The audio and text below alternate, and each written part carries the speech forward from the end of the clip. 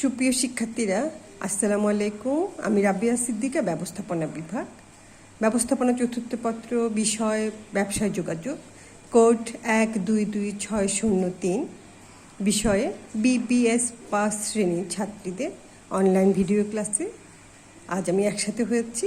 তোমাদের স্বাগত, আশা করি তোমরা ভালো আছো। আমরা সমান্তরাল যোগাযোগ পড়ব। এর আগে সমান্তরাল যোগাযোগের গত ক্লাসে আমি কি কাহাকে বলে এবং ওটার চিত্রের সাহায্যে চ্যানেলটা দেখিয়েছি এবং কিছু গুরুত্ব আলোচনা করেছিলাম, গুরুত্বের কিছু পয়েন্ট। আজ আমরা ছোট ছোট 3টা প্রশ্ন পড়ব। একটা হচ্ছে যোগাযোগের মাধ্যম, আরেকটা সুবিধা ও অন্যটি অসুবিধা। আমরা যোগাযোগের মাধ্যম আলোচনা করার আগে, সমান্তরাল যোগাযোগের মাধ্যমটা আলোচনা করার আগে আমরা যে কয়েকটা যোগাযোগের ধরন পড়েছি, যেমন উলম্ব যোগাযোগের 2টো ধরন পড়েছি। একটা ছিল ঊর্ধ্বগামী যোগাযোগ, আরেকটা ছিল নিম্নগামী যোগাযোগ। ঊর্ধ্বগামী যোগাযোগের করতেও কিছু মাধ্যম প্রয়োজন হয় এবং নিম্নগামী যোগাযোগও কিছু মাধ্যম প্রয়োজন হয়। এই সব কয়টা যোগাযোগেই যে মাধ্যমগুলো ব্যবহৃত হয় সেটা লিখিত এবং মৌখিক, এবং সাথে অন্যান্য কিছু মাধ্যম থাকে যেগুলো চিহ্ন বা সিগন্যাল অথবা টেলিভিশনে কোনো প্রামাণ্যচিত্র, এগুলো যেমন শ্রবণ দর্শন দুটোই হতে পারে। তারপর আমরা ঊর্ধ্বগামী যোগাযোগে আরেকটা মাধ্যম পড়েছিলাম, সেটা ছিল খোলা দরজা পদ্ধতি। এই প্রত্যেকটা মাধ্যম ছাড়া কিন্তু আমরা যোগাযোগ কোনোভাবেই করতে পারি না।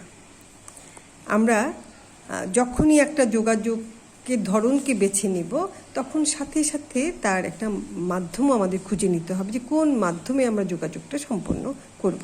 ঠিক তেমনি উলম্ব যোগাযোগের নিম্নগামী এবং ঊর্ধ্বগামী যোগাযোগে যে মাধ্যমগুলো আমরা দেখেছি, ঠিক তারই মতো ধারাবাহিকতায় আমরা এখানেও সমান্তরাল যোগাযোগে 2টা মাধ্যম দেখি। একটা হচ্ছে মৌখিক পদ্ধতি, আরেকটা হচ্ছে লিখিত পদ্ধতি।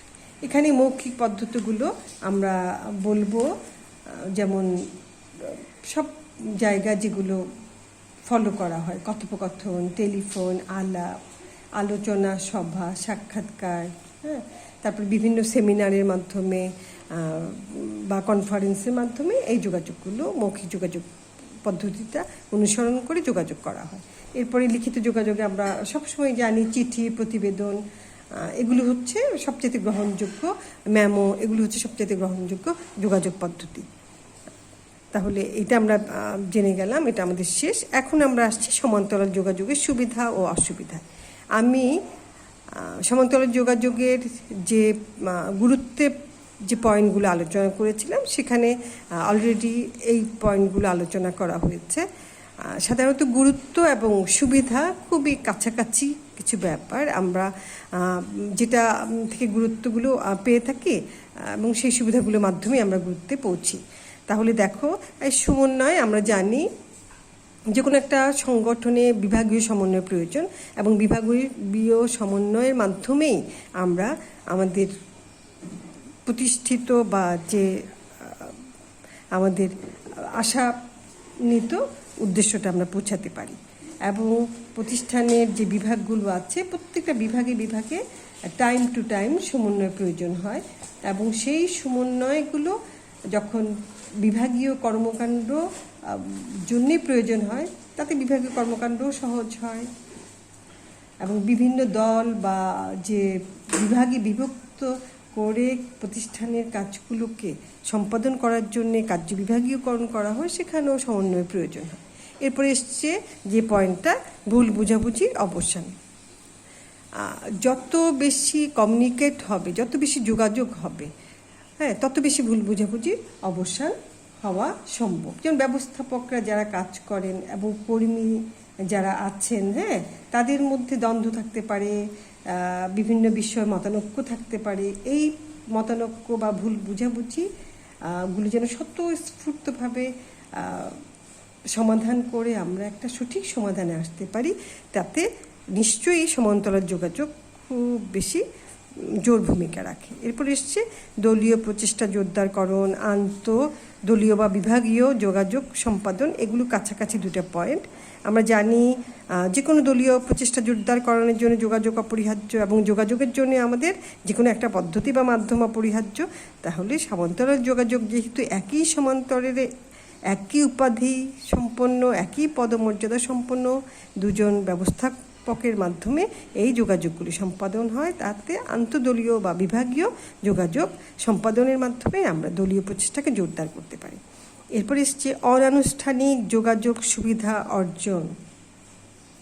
সমান্তরাল যোগাযোগে আনুষ্ঠানিক প্রকৃতির হওয়া সত্ত্বেও আমরা জানি প্রত্যেকটা প্রতিষ্ঠানে যে যোগাযোগগুলো হয়ে থাকে প্রত্যেকটাই আনুষ্ঠানিক, কিন্তু এই আনুষ্ঠানিকতার অন্তরালে একটা অনানুষ্ঠানিক সম্পর্ক অলওয়েজ জোরদার হয়। হ্যাঁ, এবং এই অনানুষ্ঠানিক জোরদারগুলো যখন জোরদার হয় তখন প্রাতিষ্ঠানিক যে আনুষ্ঠানিক প্রকৃতির যে সংবাদগুলো আনা নেওয়া বা যোগাযোগ করা হয় তাতেও কিছু সুবিধা ভোগ করা যায়।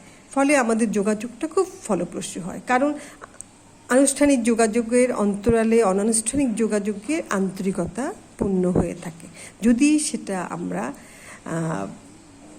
যে কোনো একটা উন্নয়নের ধনাত্মক যে অনুকূল যে সংস্কৃতি, সেটাই যদি আমরা চিন্তা করি, ব্যবস্থাপক যদি সেটা চিন্তা করে যোগাযোগ সবসময় সম্পন্ন করে, তাহলে নিশ্চয়ই আনুষ্ঠানিকতার অন্তরালে একটা অনানুষ্ঠানিক যোগাযোগ আমাদের মূল উদ্দেশ্যকে কী করবে, অনেক বেশি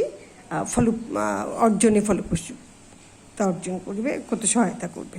এরপর এসছে তথ্য বিকৃতিমুক্ত যোগাযোগ। এটা আমি আলোচনা করেছি গত ক্লাসে যোগাযোগে, যে যেহেতু সরাসরি দুপক্ষ দুই পদমর্যাদা সম্পন্ন একই ব্যক্তি যোগাযোগ করেন, তাহলে তথ্য বিকৃতি হওয়াটা খুব বেশি রোধ করা যায়।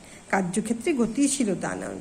গতিশীলতা কি? আমরা জানি যখনই দক্ষতার সাথে আমরা কোনো উদ্দেশ্য অর্জনে এগিয়ে যাব, প্রাতিষ্ঠানিক দক্ষতার সাথে, তখনই প্রতিষ্ঠানের যে কোনো কাজ সহজ হয়ে যাবে এবং সহযোগিতামূলক মনোভাব, দলীয় চেতনা এবং প্রচেষ্টার উন্নয়নও ঘটবে। তাই কার্যক্ষেত্রে গতিশীলতা আনয়নের জন্য সমান্তরাল যোগাযোগ অবশ্যই গুরুত্বপূর্ণ। এরপরে এসছে কিছু অসুবিধা। তোমরা অসুবিধাগুলো দেখো। এক নম্বর অসুবিধা হচ্ছে শত্রুতাপূর্ণ ও প্রতিযোগিতামূলক মনোভাব। আমরা জানি সব জায়গায় কিছু সুবিধার বাইরে কিছু সীমাবদ্ধতা থাকে, কিছু অসুবিধা থাকে, এবং প্রত্যেকটা মানুষ ব্যক্তিগতভাবে কোনো কিছুর ঊর্ধ্বে না, ওরা মানুষের আচরণগত কিছু দিক আছে যেগুলো তো একজন এক ধরনের আচরণ সম্পন্ন হয়ে থাকে, এবং সেই দিক থেকে যদি আমরা চিন্তা করি তখন দেখব যে কোনো একটা প্রতিষ্ঠানের সমমর্যাদা যেহেতু অধিষ্ঠিত ব্যক্তিবর্গের মধ্যে এই ধরনের কী হয়, যোগাযোগগুলি সম্পন্ন হয়ে থাকে। তাই কেউ কেউ হয়তো অশুভ কোনো প্রতিযোগিতায় নিজেকে জড়িয়ে কি করতে পারে, এই যে বললাম যে প্রতিযোগিতাপূর্ণ মনোভাব, এটা যদি প্রতিযোগিতাপূর্ণ মনোভাবটা যদি অনুকূল অর্থে না হয়ে প্রতিকূল ধরনের মনোভাব নিয়ে করা হয়, তখন কিন্তু আমি প্রথম যেটা বলছি শত্রুতাপূর্ণ একটা মনোভাব তৈরি হতে পারে। তারপর হচ্ছে আন্তঃব্যক্তিক দ্বন্দ্ব। আমরা জানি যে একটা প্রতিষ্ঠান মানে দলীয় প্রচেষ্টা, প্রতিষ্ঠান মানে বিভাগীয় প্রচেষ্টা। হ্যাঁ, তাহলে এই বিভাগীয় প্রচেষ্টায় বিভাগে একটা আন্তঃব্যক্তিক দ্বন্দ্ব হওয়াটা অনেক সময় হয়ে থাকে, যেটা আমরা চাইলেও বাদ দিতে পারি না, বা ওটাকে একেবারে গ্রাহ্য না করে ফেলেও দিতে পারি না। তাহলে এই বিষয়গুলো আমাদের মাথায় থাকতে হবে যে কোনো একটা প্রতিষ্ঠানে এই ধরনের দ্বন্দ্ব বা এই ধরনের আন্তঃব্যক্তিক দ্বন্দ্ব তৈরি হতে পারে। তারপর অধিক বিশেষায়ন।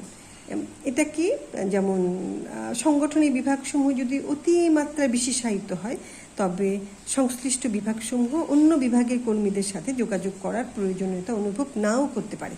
যেমন আমরা এটা কি বিশেষায়ন কি, আমরা যেটা বলেছি এক্সপার্টনেস। কোনো প্রতিষ্ঠান খুব বেশি এক্সপার্ট, ওদের অনেক বেশি ডিগ্রি সম্পন্ন লোক আছে, অনেক বেশি কারিগরি দক্ষতা সম্পন্ন লোক আছে, তখন ওরা কি করবে যে আরে আমাদের তো অন্য কোনো বিভাগের সাথে যোগাযোগ করার প্রয়োজনই নেই। তা এই ধরনের অবস্থায় প্রতিষ্ঠানগুলো সমান্তরাল যোগাযোগগুলি বিঘ্নিত হতে পারে। তারপর শিষ্য ব্যবস্থাপনার নিরুৎসাহিত মূলক মনোভাব। এটা কি? যারা শিষ্য ব্যবস্থাপনায় থাকেন তারা প্রায় সমান্তরাল যোগাযোগে নিরুৎসাহ দেখায়। কারণ যদি সমান্তরাল যোগাযোগ যেহেতু কর্মী এবং শিষ্য পর্যায়ের না, একই পর্যায়ের দুইজন ব্যক্তির মধ্যে হয়, তাহলে অনেক সময় শিষ্য ব্যক্তিরা এখানে কি হন, দেখা যায় হয়তো তাদেরকে বাদ দিয়ে, আমি যেটা সবসময় চেইন অফ কমান্ডের একটা কথা বলেছি তোমাদেরকে, হ্যাঁ, ওই চেইন অফ কমান্ডটা রক্ষা না করে হয়তো দুইজন একই পদমর্যাদা যোগাযোগ রক্ষা করে ফেলেন। অনেক সময় তারা কি হয়, অবহেলিত হয়। এই জন্য শিষ্য ব্যবস্থাপনা এই ধরনের ইয়েগুলোকে নিরুৎসাহিত করে, সমান্তরাল যোগাযোগকে। লাস্ট হচ্ছে উলম্ব যোগাযোগের প্রতি অবহেলা। উলম্ব যোগাযোগে আমরা যে প্রথমে আমি যেটা বলেছি ঊর্ধ্বগামী এবং নিম্নগামী যোগাযোগের মাধ্যম দিয়ে শুরু করেছি, ঠিক উলম্ব যোগাযোগে ঊর্ধ্বগামী এবং নিম্নগামী যোগাযোগের যে মাধ্যমগুলো আছে সেই মাধ্যমগুলোকে অনেক সময় সমান্তরাল যোগাযোগ যদি শক্তিশালী হয়ে যায় একটা প্রতিষ্ঠানে, সেই মাধ্যমগুলোকে অনেক সময় অবহেলার চোখে দেখা হয়। এতে করে একদম নিম্ন স্তরে যারা থাকে, যারা ঊর্ধ্বগামী যোগাযোগের সাথে সম্পৃক্ত, তারা অবহেলিত হয় বা তাদেরকে খুব বেশি গ্রহণযোগ্যতা পায় না। আবার যারা শীর্ষ পর্যায়ে থাকেন তারা নিম্ন পর্যায়ে ওদের ফিডব্যাকগুলো পায় না, হ্যাঁ, তাদেরকে উৎসাহিত করা, মনোবল সৃষ্টি করা, এগুলো থেকে ওরা বঞ্চিত হয়। এই জন্য আমরা দেখছি যে সমান্তরাল যোগাযোগে কিছু অসুবিধা আছে বা থাকতে পারে, এগুলোকে মাথায় রেখে আমাদের সমান্তরাল যোগাযোগটা সংগঠিত করতে হবে, যোগাযোগটা চালিয়ে যেতে হবে। তাহলে আজকে আমরা সমান্তরাল যোগাযোগ পড়েছি। এই যোগাযোগের প্রশ্ন এখানেই শেষ। যে পার্থক্য আছে সেটা যখন তোমরা উলম্ব যোগাযোগ এবং সমান্তরাল যোগাযোগ যেটা খুব ভালো করে পড়বে, তখন পার্থক্যগুলো তোমরা অবশ্যই পারবে। তাহলে আজকে আমি সমান্তরাল যোগাযোগ শেষ করলাম। আগামী ক্লাসে আমরা কিছু ছোট ছোট প্রশ্ন আছে যোগাযোগের আরও কয়েকটা ধরন নিয়ে, আনুষ্ঠানিক যোগাযোগ, অনানুষ্ঠানিক যোগাযোগ, গণযোগাযোগ, হ্যাঁ, এই প্রশ্নগুলো আমরা আগামী ক্লাসে পড়ব। আশা করি ভালো থাকবে, ভালো থাকো সেই কামনা করে আমি আজকে বিদায় নিচ্ছি। আল্লাহ হাফিজ।